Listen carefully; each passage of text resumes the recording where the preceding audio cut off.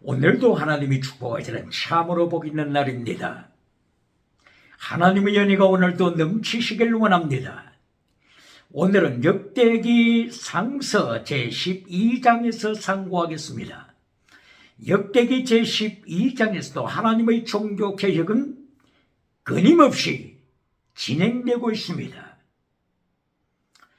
역대기 상서 12장에서도 다윗이 헤브론에서 왕위에 오르는 즉위식이 계속 진행되고 있습니다.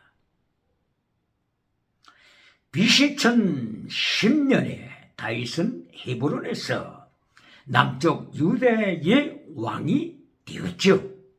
그리고 7년 후에 BC 1003년에 남쪽과 북쪽 온 이스라엘이 다윗을 왕위에 오르는 즉위식을 거행합니다.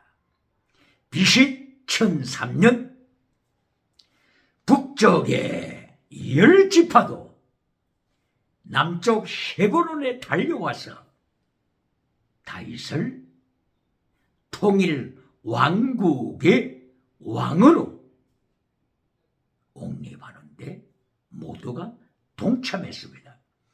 그러므로 역대기 상서 12장에서는 어느 한 지파도 빠짐없이 모든 지파가 12지파가 다윗을 왕위에 옹립하여 하나님의 은총 가운데 기뻐하는 즉위식이 계속 진행됐습니다. 바로 이 기쁨의 분위기에 대하여서 성령님께서 모든 지파의 심령에 기름 부으시사 기뻐하며 저 북쪽 단지파까지, 북쪽 끝에 있는 단지파까지, 스불론 지파까지, 이사갈 지파까지, 아셀 지파까지,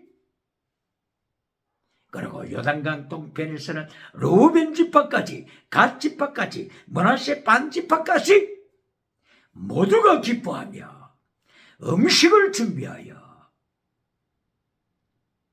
북쪽 끝에서부터 음식을 준비하여 가져오고 낙타를 통하여서 운반해오고 황소를 통하여 운반해오고 다른 많은 동물들을 통하여 나귀를 통하여서 음식을 실은 나르는 이 기쁨의 절기를 성령님께서 함께 하심으로 기뻐하다라고 말씀하고 있습니다.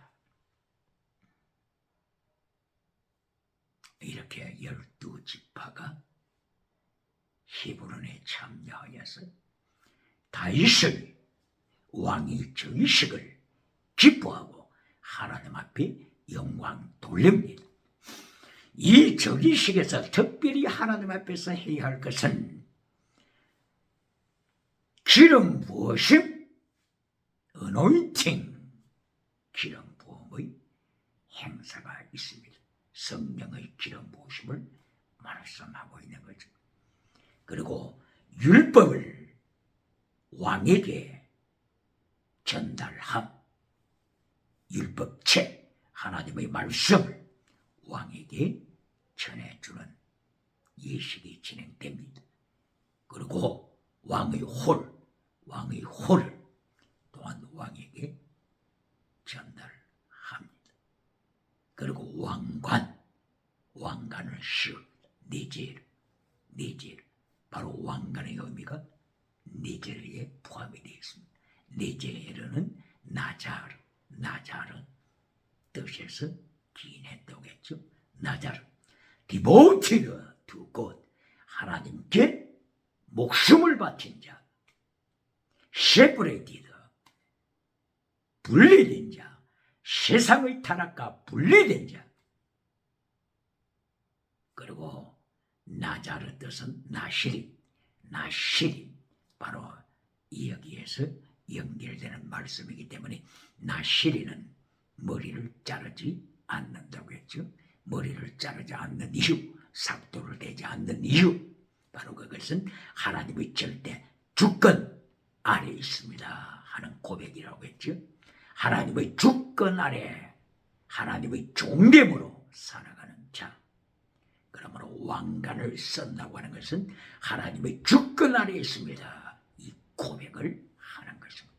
그러므로 다윗 왕은 일평생 하나님의 절대 주권을 고백하면서 하나님의 시키면, 하나님의 말씀, 하나님의 계명, 믿져봐 하나님의 계명을 지킨 다윗. 최대 미시밭 헤셀, 하나님의 말씀을 지키되 믿음, 진리, 사랑, 사랑하되 목숨을 다하여 사랑하는 순결신앙, 이것이 다윗이 하나님 앞에서 지킨 모습입니다. 그러므로 모든 열왕에 대한 행동에 대해서 다윗의 법도를 따랐더라, 혹은 다윗의 법도를 파괴시켰더라, 이렇게 다윗의 순교자의 삶이, 다윗의 십계명을 지키는 삶이, 다윗의 말씀을 지키는 삶이 모든 열왕의 법도 표대가 됐습니다. 한때 다윗도 넘어졌지만 다윗은 시편 51편 10절 위아를 통하여 하나님이여 나의 마음을 창조해 주소서. 창조하다, 봐라 내 마음을 창조해 주소서. 내 영혼을 새롭게 해 주소서. 하나님이여 나를 아버지 앞에서 쫓아내지 마소서. 하나님이여 저에게서 성령님을 거두지 마소서. 이렇게 다윗은 거듭났습니다. 이리하여 십계명을 지키는 다윗, 하나님의 말씀을 지키는 다윗, 하나님의 법도를 지키는 다윗으로 변화됐습니다. 이리하여 다윗은 왕의 즉위식을 통하여서 하나님 앞에 율법을 다시 전수함을 받고 왕관을 쓰므로 하나님의 절대 주권 아래 있다고 하는 것을 고백하고 기름 부으심을 통하여서 성령을 기름 부음으로 다윗은 일평생 성령의 능력으로, 하나님의 능력으로 예수 그리스도를 주님으로 고백하는 다윗의 믿음으로 말미암아 승리한 자가 됐습니다. 할렐루야. 다윗이 이렇게 즉위식을 가진 때가 BC 1010년, 그리고 통일왕국의 왕이 된 그때의 즉위식이 BC 1003년 이렇게 되죠. 자, 그러면 결과에 대해서 보시겠습니다. 이렇게 즉위식에 12지파 모두가 참석했습니다. 헤브론에서 12지파가 출발점에서 모두가 함께 출발했습니다. 그러면 100년이 지난 후에, 200년이 지난 후에, 300년이 지난 후에, 400년, 500년이 지난 후에 어떤 결과가 나타났을까요?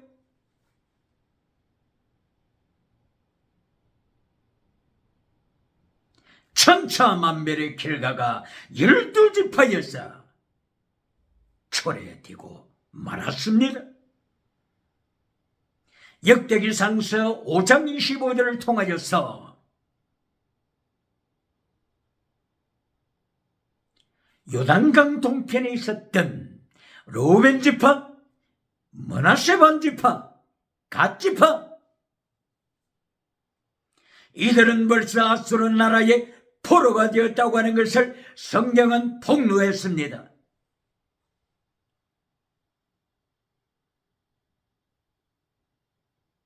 이때가 BC 732년이죠. 아수르 왕 디글랏빌레셀 3세에게 노예가 되고 말았습니다. 그런가 하게 되면 그보다도 10년 후에 BC 722년도에 북쪽의 10지파는 아수르 나라의 포로가 되되 사르곤 2세 때 포로가 되고 말았습니다. 살마네셀이 북쪽 이스라엘을 점령하여 BC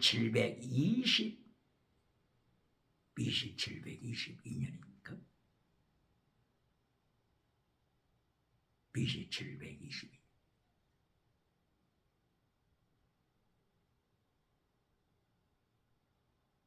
살마네셀이 먼저 점령에 들어왔는데 살마네셀은 BC 722년도에 죽었죠. 722년 BC. 그리고 그의 형제 사르곤 2세가 살마네셀 5세는 죽어버렸고 사르곤 2세가 BC 722년도에 북이스라엘을 아수르로 포로로 잡아갔죠. 그리고 BC 586년도에 남쪽 유다가 바빌론의 포로가 되었죠.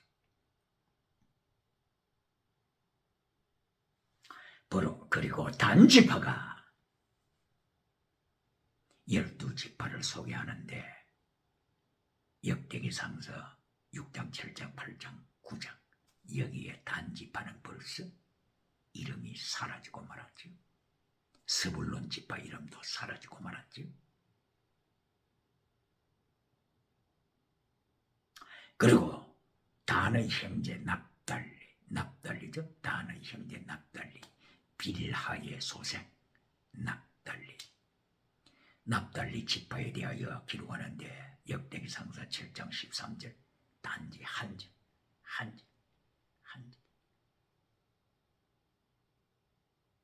무엇의 결과입니까? 무엇의 결과입니까? 단지 한 절로 납달리 지파에 대하여 기록하고 끝났습니다. 2022년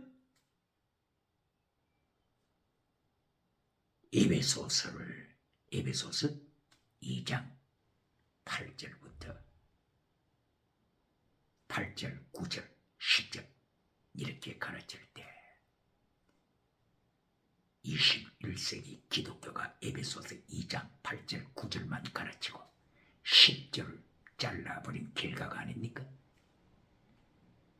왜 한 절만 기록이 됐습니까? 납달리 지파가 그 모든 행위가 어떻게 타락으로 끝나서 기록할 것 하나도 없이 한 절만 납달리 자식이 이렇게 태어났더라. 그것으로 끝나는 납달리 지파의 기록. 이렇게 하나님께서 준비하신 하나님의 행위록책에 기록될 것이 아무것도 없었어. 한 절로 끝나는 점. 그 원인이 어디 있습니까? 에베소서 2장 8절 9절 기독교가 이것만 가르치기 때문인 것입니다. 에베소서 2장 8절을 이해가 뭡니까?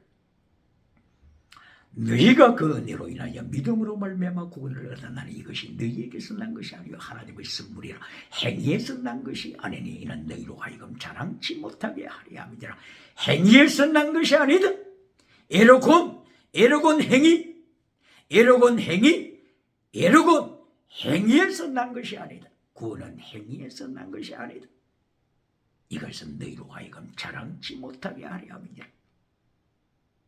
왜 9절까지만 하고 10절을 잘라버립니까? 구원받은 자, 구원받은 총, 행위로 인하여 구원받은 것이 아니고 하나님의 은총이다. 행위에서 난 것이 아니다. 구원은 행위에서 난 것이 아니다. 왜 9절로 잘라버리고 맙니까? 그러니까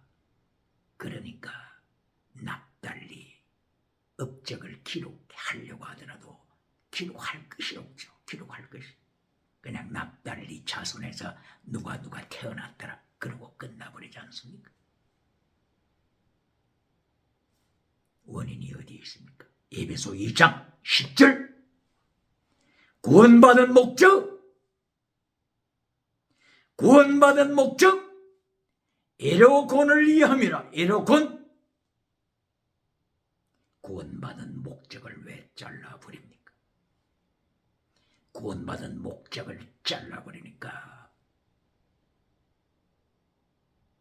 단지파처럼 타락하지 않습니까? 요단강 동편의 루벤 지파처럼 타락하지 않습니까? 요단강 동편의 갓지파처럼 타락하지 않습니까? 요단강 동편의 므낫세 반지파처럼 타락하여 아수르에 가장 먼저 포로로 잡혀가지 않습니까? BC 732년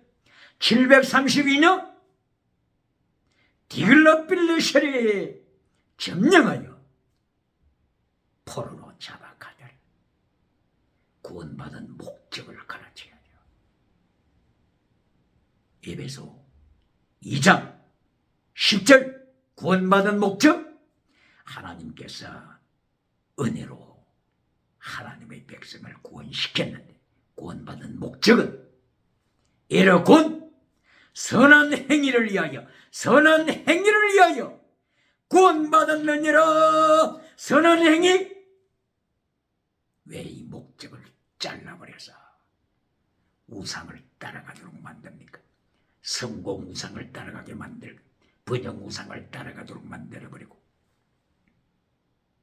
세속적인 우상을 따라가도록 만들어버리고 긍정의 힘의 우상을 따라가도록 만들어버리고 적극적인 사고방식 우상을 따라가도록 만들어버리고 만문의적 우상을 따라가도록 만들어버리고 배금주의 우상을 따라가도록 만들어서 전체주의 제국 발 아래 밟히게 하는 세대가 되었지 않습니까?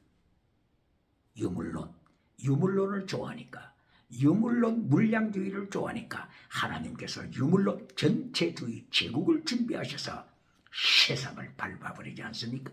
기억해야 합니다. 이렇게 BC 1003년 헤브론에서 12지파 이스라엘 백성이 헤브론에 찾아와서 다윗을 왕위에 옹립하는 정식을 가질 때 똑같은 라인에서 출발했습니다만 100년이 지나고 200년이 지나고 300년이 지나고 400년이 지나고 세월이 흘러갈 때 천차만별로 12지파의 결과는 달라지고 말았다고 하는 이 사실을 21세기 기독교를 향하여 경고하는 것입니다.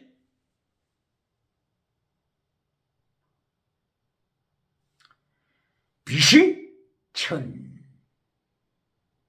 1010년에 헤브론에서 다윗이 유다 왕으로 출발했죠.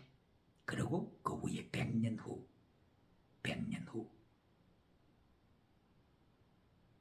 후면은 솔로몬이 BC 970년도에 왕위에 오르고 그리고 BC 930년도에 나라가 갈라지게 되죠. 솔로몬의 범죄로 말미암아 남쪽과 북쪽으로 930년도에 나라가 갈라지고 그리고 910년도에 아사 하나님께서 종교 개혁을 위하여 쓰시기 위하여 준비하신 아사왕이 910년도에 왕위에 올라서 종교 개혁을 진행하죠. 자, 그러면은 BC 1010년에 다윗이 왕위에 오른 후 100년이 지나서 100년이 지나서 아사가 종교 개혁을 진행하죠. 910년 BC 910년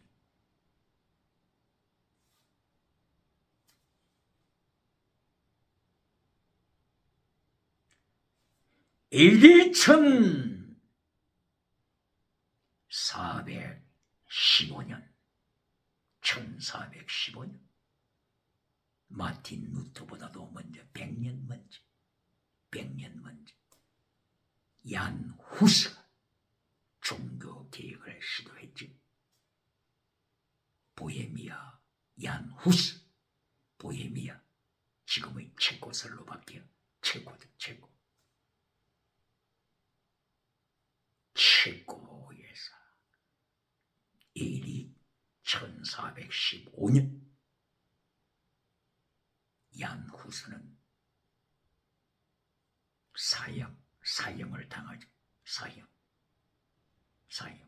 화형, 불태워서 죽임을 당하죠. 종교개혁자 얀 후스, 체코의 얀 후스, 보헤미아 얀 후스. 어디에서 죽임을 당합니까? 독일 콘스탄츠 마을에서. 그때에 이 콘스탄츠 독일에서 종교 회의를 개최했죠. 그때에 보헤미아 얀 후스를 불러왔죠. 그리고 사형시켜버렸죠. 1415년 7월 달입니까? 그렇게 날씨도 좋았던 그때, 바로 그 콘스탄츠 그 앞에는 큰 호수가 있죠. 보덴제 큰 호수가 있죠. 독일로 그리고 스위스로 그리고 오스트리아로 연결되는 알프스 산에서 흘러나오는 그 물로 인하여 만들어진 보덴제 호수, 바로 그 아름다운 호수가에 있는 콘스탄츠, 바로 그 마을에서 화형시키지 않았습니까? 이때에 위클리프의 종교개혁 정신을 이어서 얀 후스가 세계에 종교개혁의 횃불을 높이 들었습니다. 이때에 얀 후스는 사형당할 때 나는 작은 거의에 지나지 않는다. 100년 후에 백조가 나타날 것이다. 100년 후에 백조. 이리하여 마침내 1517년도 10월 30일 마틴 루터가 종교개혁의 횃불을 높이 들었지 않습니까? 100년 후 이리하여서 존 칼빈 등을 위시하여, 저빙글리 등을 위시하여 사보나롤라라든지 저빙글리, 이들은 종교개혁 운동에서 목숨을 바쳐 순교했지 않습니까? 존 웨슬리와 같은 분이라든지, 또한 조나단 에드워즈 같은 사람이라든지, 이렇게 하나님께서 시대에 따라서 하나님의 사람들을 불러서 종교개혁 운동, 대각성 운동을 이렇게 오셨지 않습니까? 하나님의 종교개혁, 이 흐름이 1703년도에 요나단 에드워즈 태어났죠. 그리고 존 웨슬리도 1703년도에 태어났죠.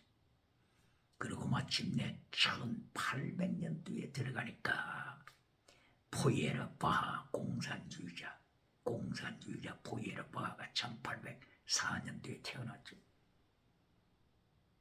그리고 칼 막스도 1800년대 초에 태어났죠. 1810년대 1813년입니까?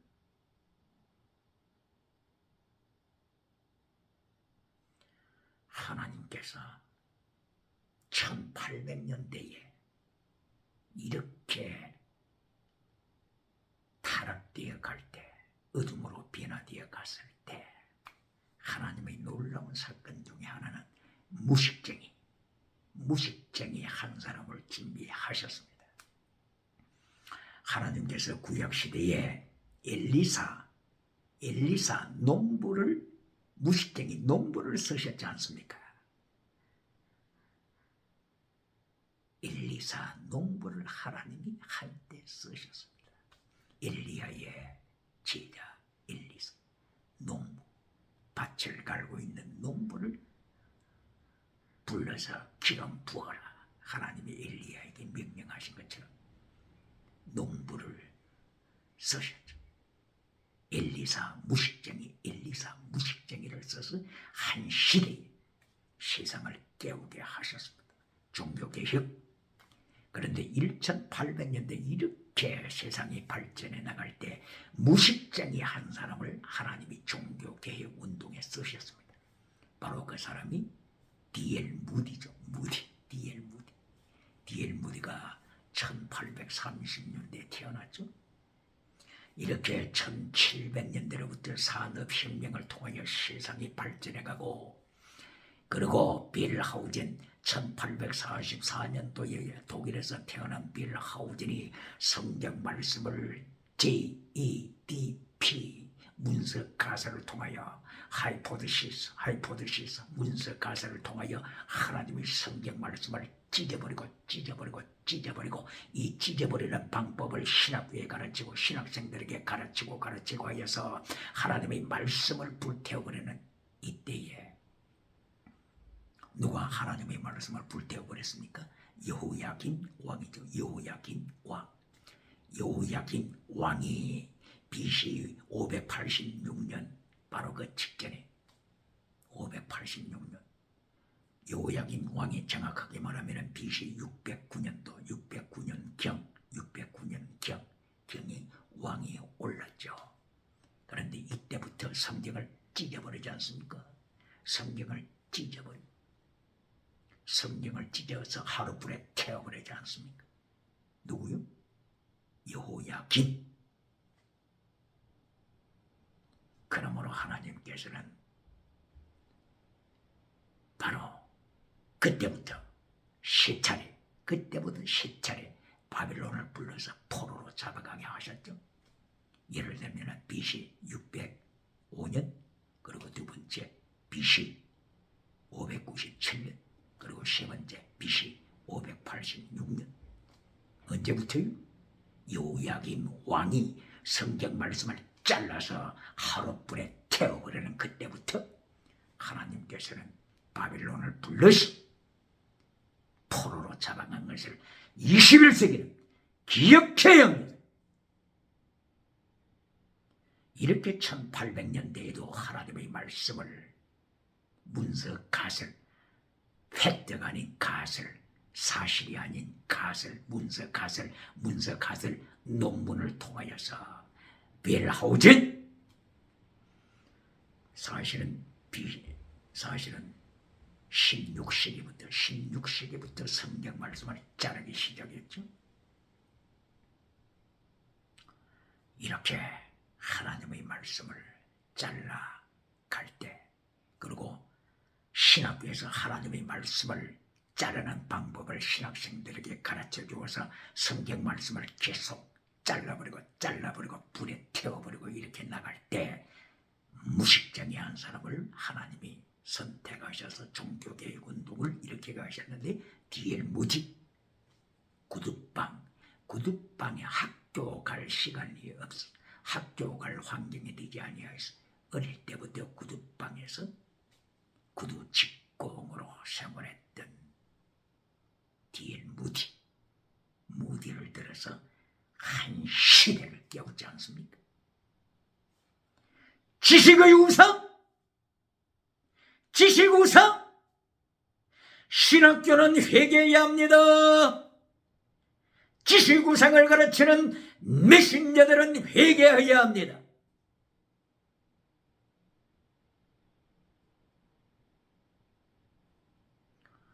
이렇게 무식쟁이를 들어서 하나님께서 한 시대에 하나님의 말씀을 지키도록, 하나님의 말씀 66권 그대로 선포하도록 하나님께서 종교개혁을 이루어 가셨습니다. 이렇게 100년 후에 얀 후서가 종교개혁 운동하다가 순교당한 100년 후에 마틴 루터를 통하여 하나님께서 종교개혁을 이루어 가신 것처럼 BC 1010년도에 하나님께서 다윗 왕을 히브론에서 왕위에 올리고 100년 후 BC 910년도에 아사를 불러서 하나님께서 종교개혁을 일으키신 것 기억해야 합니다. 그리고 BC 800년대에 여호사밧 왕을 통하여 하나님께서 종교개혁을 이루어 가시게 하셨고, 여호사밧은 종교개혁 운동에 참여를 하지만 자기 마음속에 번영주의 우상, 성공주의 우상이 있어서 마침내 아합의 딸 이세벨의 딸 아달랴를 자기 며느리로 삼은 결과, 며느리 성공주의 목적으로 며느리로 삼은 결과 아달랴가 며느리로 들어와서 남쪽 유다 왕국의 왕족의 씨를 말려버리고 죽여버렸지 않습니까? 종교개혁자 여호사밧, 성공주의 목적으로 종교개혁하는 자가 있습니까? 번영주의 목적으로 종교개혁하는 자가 있습니까? 여호사밧을 기억해야 합니다. 그리고 여호사밧으로부터 약 100년 후 BC 728년 하나님께서 히스기야 왕, 종교개혁자 히스기야 왕을 준비하셨습니다. BC 728년부터 종교개혁 운동에 불을 붙인 히스기야 왕, 하나님께서 히스기야 왕 때 유다 나라가 거의 다 멸망하고 예루살렘 성과 그 주위만 남아있었을 때 아수르 왕 사네립이 쳐들어왔죠. 아수르 왕 사네립이 BC 700년경에 쳐들어와서 모든 남쪽의 성읍들을 점령해버리고 나머지는 하나 남은 예루살렘 성, 그 하나만 남았을 때 하나님께서 하나님의 사자 열왕기 하서 19장 35절 하나님의 사자 말라고버 곧 하나님의 사자가 하룻밤 사이에 아수르 군대를 치시니까 18만 5천 명이 시체로 변화되지 않았습니까? 이때의 히스기야 그 어떤 방법으로도 나라를 지킬 수 없었을 때, 그 무엇으로도 나라를 지킬 수 없었을 때 하나님께 무릎 꿇고 통곡했을 때 하나님께서는 하나님의 사자 말라고버 곧 하나님의 사자를 보내셨어요. 18만 5천 명 아수르 군대를 치심으로 아수르는 마침내 BC 612년 세상 나라의 칼날에 의하여 죽은 것이 아니라 하나님의 칼날에 의하여 아수르 나라는 멸망했다고 하는 것이 이사야서 31장 8절 이하에 말씀하고 있습니다. 이렇게 히스기야가 BC 728년 이후에 종교개혁을 일으키자 바로 그때부터 100년 후 요시야 왕을 하나님이 준비하셨습니다. 요시야 왕이 BC 640년부터 BC 609년까지 종교개혁에 불을 붙였지 않습니까? 놀라운 하나님의 역사, 종교개혁에 불을 붙인 요시야 왕은 마지막 순간 머깃도에서 죽임을 당하는 순교의 피를 흘렸죠. 애굽의 바로 느고가 머깃도를 지나갈 때 바로 이 머깃도가 아마겟돈 전쟁, 바로 그 터즈 아마겟돈 전쟁, 요한계시록 16장 16절 이하에 있는 아마겟돈, 마겟돈이죠. 구약에서 하르 산이라고 하는 뜻이죠. 마운틴, 하르 마운틴, 마운틴에다가 더하기 머깃도 이렇게 해서 하르 머깃도 아마겟돈. 바로 이 요시야 왕이 순교한 이터가 아마겟돈 절입니다.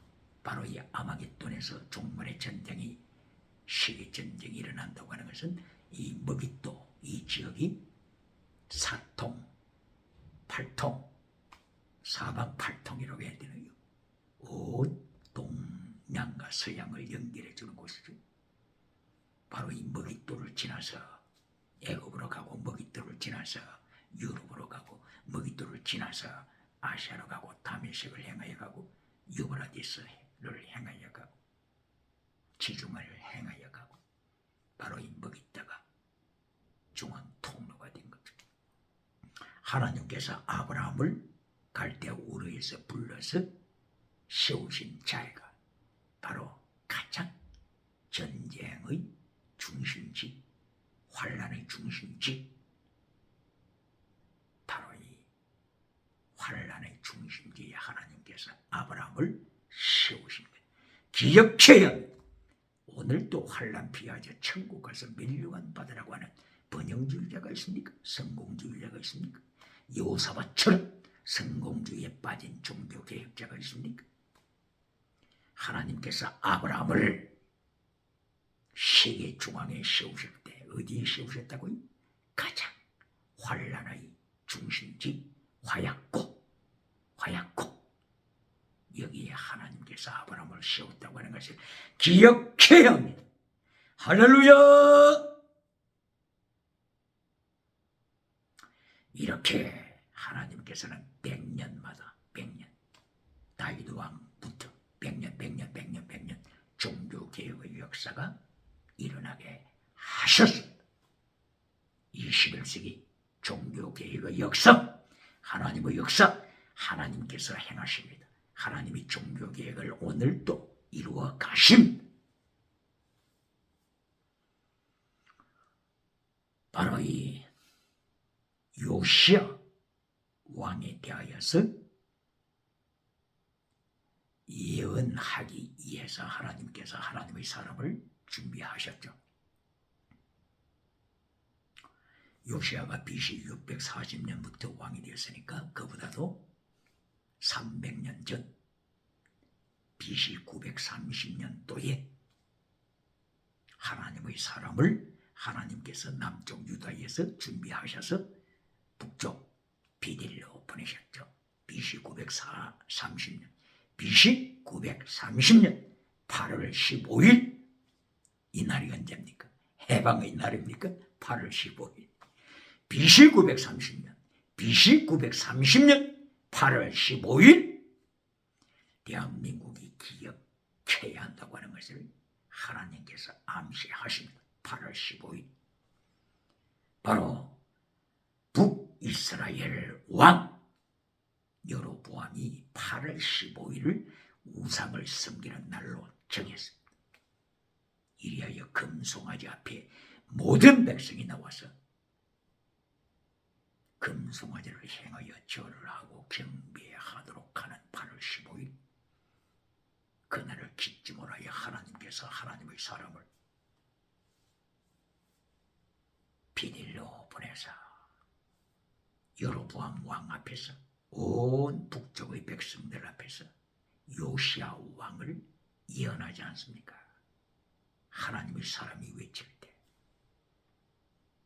여로보암 왕이여 잘 들으시, 모든 북쪽의 열 지파는 잘 들으시오. 300년 후에 하나님께서 요시야 왕을 이곳으로 보내실 텐데 그때의 요시야 왕이 바로 이 금송아지 제단에서 제사 드리는 모든 제사장 그리고 모든 백성을 요시야 왕이 심판할 것이요 죽여서 바로 이 금송아지 제단 앞에 불태워 죽일 것이요. 기억하라. 하나님의 사람 사람, 익명의 사람이죠. 익명, 이름을 기록함이 없는 하나님의 사람. 여러분 왕 앞에서 300년 전에 선포했습니다. 그리고 300년 후에 930년보다도 300년 후에 BC 640년 하나님이 예언하신 그대로 요시야 왕을 세우셨습니다. 종교개혁하게 하셨습니다. 하나님의 사람을 행하여 하나님께서 명령하실 때 너는 베델에 가서 물을 마시면 죽는다. 너는 베델에 가서 떡을 먹으면 죽는다. 빵을 먹으면 죽는다. 배가 고파도 물 마시지 말고 빵 먹지 말고 돌아오라. 하나님의 명령 기억해야 합니다. 이 하나님의 사람이 하나님의 3단계 메시지를 지켜야 되는데 1단계, 2단계는 잘 지켰는데 세 번째 하나님의 메시지 결론에 실패한 것을 21세기는 기억해야 합니다. 많은 부흥사 혹은 미신녀들이 바로 열왕기상서 12장 13장 여기에서 여로보암에 대해서 메시지를 전하고 하나님의 사람에 대해서 메시지를 전할 때 어디까지 전합니까? 대체로 하나님의 사람이 가서 기적을 행하더라. 기적을 행하더라. 여로보암 왕의 손이 말라버렸는데 하나님의 사람이 하나님의 능력으로 고쳐주더라. 이렇게 기적으로 끝나는 메신저가 얼마나 많습니까? 그러니까 타락하지요. 그러니까 기독교가 타락하죠. 그러니까 신천지 이단이 설치지요. 기억해야 합니다. 교회가 근전에 있으면 어떻게 이단이 발을 붙입니까? 이단이 날뛴다고 하는 것은 교회가 하나님의 말씀을 떠나고 있다고 하는 반증이지 않습니까? 기억해야 합니다. 이렇게 하나님의 3단계 메시지 결론을 잘라버리고 기적까지만 기적으로 메시지를 결론 맺는 타락한 메시지, 타락한 교회 강단 기억해야 합니다. 하나님의 사람이 하나님의 명령을 받아서 물을 마시면 죽는다. 떡을 먹으면 죽는다. 이렇게 하나님의 경고장을 받고 베델에 도착했습니다. 그리고 여로보암 앞에 서서 외쳤습니다. 제1단계 메시지. 하나님의 나라와 하나님의 의를 이루라. 만약 그렇지 않으면 300년 후에 요시야 왕이 나타나서 북쪽 이스라엘을 심판할 것이다. 우상 앞에 엎진 백성들, 제사장들 다 심판할 것이다. 하나님의 나라와 하나님의 의, 첫째 하나님의 메시지. 이것이 마태복음 6장 33절 예수님의 첫째 메시지와 같습니다. 창세기 1장 3절 이하에 바달, 셰프릿, 낮과 밤을 분리시켜라. 정한 것과 부정한 것을 분리시켜라. 바달, 이것이 하나님의 나라와 하나님의 의를 강조하는 하나님의 메시지. 마태복음 복음서에서 예수님의 메시지 꼭 같다고 하는 것을 기억해야 합니다. 그리고 두 번째 하나님의 사람의 메시지, 질병을 고쳐주는 범사복 신유원사.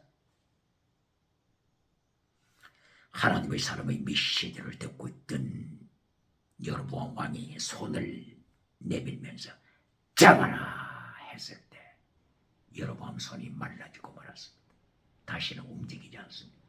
이때에 여로보암이 하나님의 사람을 향하여 불쌍히 여기시사 내 손을 고쳐주소서.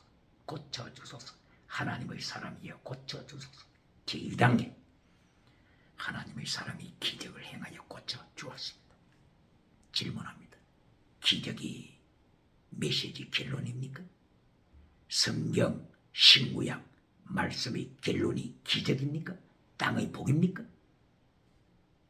신구약 성경 말씀을 전할 때 땅의 복, 기적의 복을 결론으로 메시지로 전하면은 하나님께서 유물론 주체서서 공산주의를 불러서 세상을 발 아래 밟아버린다고 하는 것을 기억해야 합니다.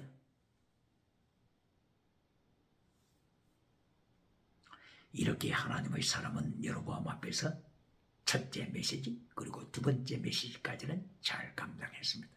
그러나 세 번째 너는 물을 마시면 죽는다. 떡을 먹으면 죽는다. 하나님께서 명령하신 것을 목숨을 다하여 지켜야 되는데 실패하고 말았습니다. 하나님의 사람은 사탄의 미혹에 넘어가서 그냥 물을 마시고 말았습니다. 물을 마시고 말았습니다. 떡조가리를 먹고 말았습니다. 바로 그 순간에 하나님의 음성이 바로 그 식탁에 꽂혔습니다. 하나님의 사람을 향한 하나님의 목소리였습니다. 하나님의 사람, 너는 죽는다. 너는 돌아오는 길가에서 죽임을 당할 것이다. 하나님께서 사자, 라이언, 사자를 준비하셨습니다. 사자가 공격해서 하나님의 사람을 바로 그 길가에서 죽였습니다.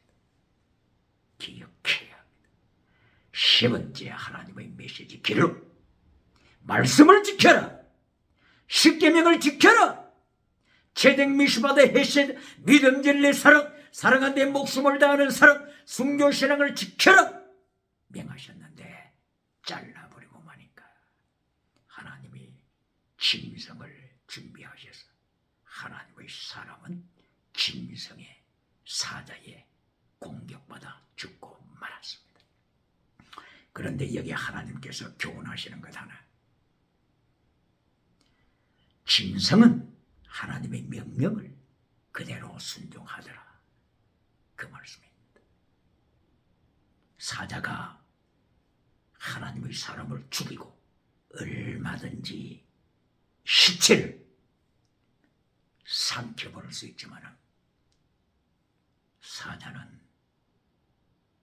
하나님의 사람의 시체를 먹지 않더라. 먹지 않더라. 하나님의 사람은 하나님의 말씀을 불순종하고 떡을 먹고 말았는데 물을 마시고 말았는데 사자는 짐승은 하나님의 명령에 복종하여 시체를 먹지 않더라. 기억해야 합니다. 이사야 선지자가 이사야서 1장 1절 이하에서 짐승은 주인을 알아보고 소도 주인을 알아보고 나귀도 주인의 구유를 알아보는데 어찌하여 내 백성은 하나님을 알지 못하는가? 하나님을 알지 못하고 예배드리는 자, 하나님을 알지 못하고 기적만 추구하는 자 기억해야 합니다.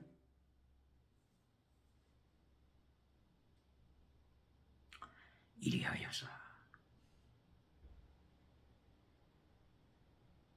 하나님의 사람이 그대로 1단계, 2단계는 지키고 말씀을 전하고 3단계 메시지 결론에서 실패하고 죽임을 당한 후 하나님께서는 하나님의 말씀, 선포된 말씀 그대로 300년 후에 요시아가 등장하게 하셨습니다. 요시아가 BC 640년도에 종교개혁을 진행했습니다. BC 몇 년까지요? BC 609년까지 하나님의 말씀 종교개혁 운동을 계속 진행했습니다. 그러면 여기서 진행 과정에 있어서 질문해 보겠습니다.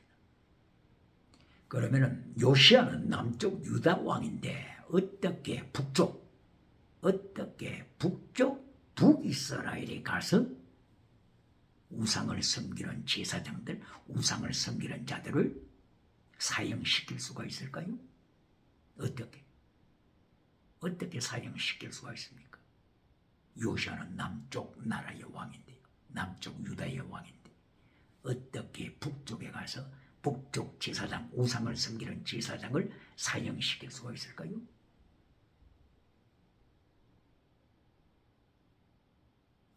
하나님의 놀라운 승리. 자, 북쪽 이스라엘을 어느 나라가 점령했습니까? 아수르가 점령했죠. BC 732년 요단강 동편에 있는 지파들을 포로로 잡아가고 BC 722년 사르곤 2세가 살마네셀 5세와 등등 힘을 합해가지고 북이스라엘을 점령했죠. 포로로 잡아갔죠. BC 722년. 그러므로 그때까지만 하더라도 아수르 발밑에 있는 나라가 되었습니다. 아수르의 이러한 강력한 정치력을 북이스라엘에 계속 이어간다면 어떻게 요시야 왕이 북쪽에 가서 사형을 시킬 수 있겠습니까? 그런데 하나님께서는 말씀을 성취하시기 위하여 아수르를 멸망시키셨죠. 몇 년도에요? BC 612년. 사람의 칼로가 아니고 하나님의 칼날로 아수르를 멸망시킨다고 하셨죠. 이사야 31장 8절이에요. 그대로 하나님이 약속을 성취하셨습니다. 그러므로 BC 612년도에 아수르가 멸망하고 나니까 북쪽 이스라엘은 누가 통치합니까? 공백기가 되어버렸죠. 공백기가 되어버렸죠. 그러므로 요시야 왕은 BC 609년까지 통치했으니까 바로 아수르가 멸망한 후에 요시야 왕은 북쪽에 가서 종교개혁을 진행합니다. 베델에 가서 종교개혁을 일으키고 사마리아 땅에 가서 요시야는 종교개혁을 일으켜서 우상 앞에 제물을 바치는 제사장들을 심판합니다. 요시야 왕이 저들을 죽여 제단에 불태워버립니다. 할렐루야! 하나님의 말씀이 세계를 통치하시는 하나님의 역사입니다. 오늘도 종교개혁을 진행해 가시는 하나님의 종교개혁 기억해야 합니다.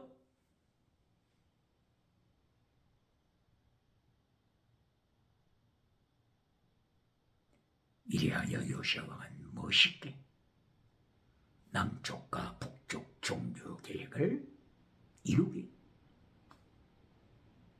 북쪽에 가서 종교개혁을 이루고 남쪽에 종교개혁을 이루고서 남쪽 열왕기하서 23장 7절 이하에 있는 성전 안에까지 들어온 동성애 자들, 성전 안에까지 들어온 동성애 요시야가 박살을 내버립니다. 동성애들을 체포합니다. 이것이 요시야를 통한 종교개혁입니다. 그리고 마침내 하나님의 사명을 감당하고 났을 때 요시야의 몫이죠.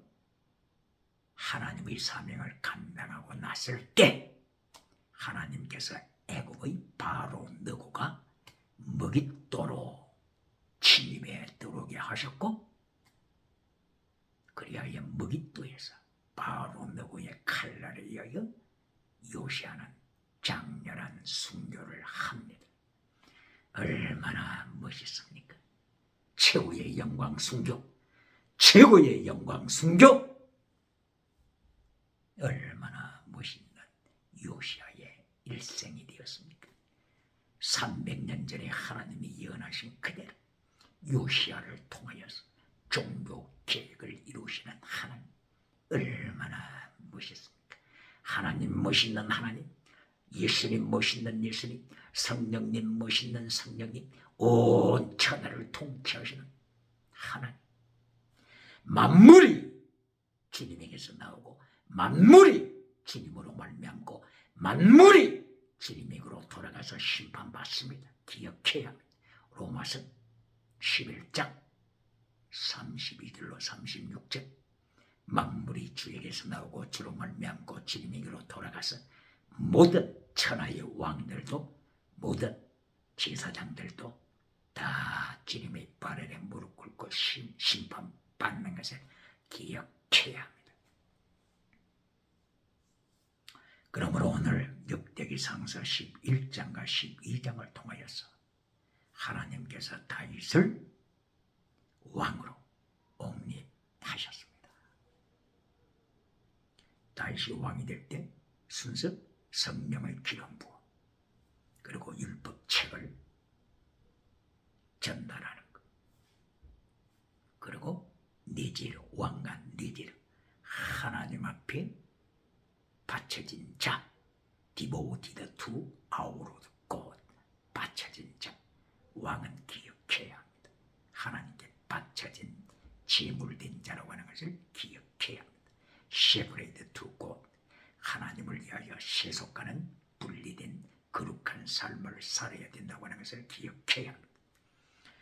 그리고 나시린들이 머리를 깎아서는 아니 되듯이 왕가는 권시 아래 있다고 하는 표시입니다. 하나님의 절대 주권 아래 있다고 하는 표시. 왕관, 모든 왕들은 기억해야 합니다. 왕관이 왕위가 천국으로 보내주는 보증표가 아니라고 하는 것을 기억해야 합니다. 오늘 어떤 노예라고 할지라도 어떤 나그네라고 할지라도 어떤 노숙자라고 할지라도 왕관의 의미, 내재 왕관의 의미, 세계의 의미를 지키는 자는 오늘 왕관을 받은 자입니다. 천국 가서 하나님께로부터 그 면류관을 받을 자입니다. 그 중에 왕관의 의미가 특별히 뭐라고요? 세퍼레이티드 투 곧, 분리된 자, 거룩한 삶을 살라. 디보티드 투 곧, 하나님 앞에 바쳐진 제물로 살라. 그리고 왕관 자체는 절대 주권 아래 있는 하나님의 절대 주권 아래 있다고 하는 것을 고백하라.